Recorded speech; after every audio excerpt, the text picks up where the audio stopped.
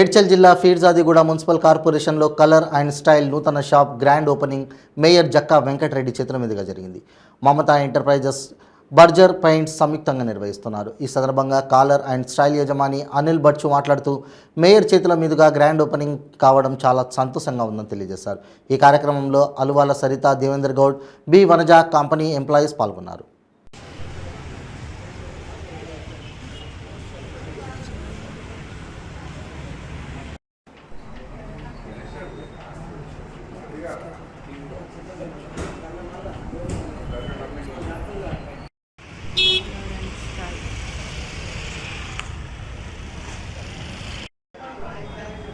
వాళ్ళ shop opening జరిగింది విజయగూడ మున్సిపాలిటీలో.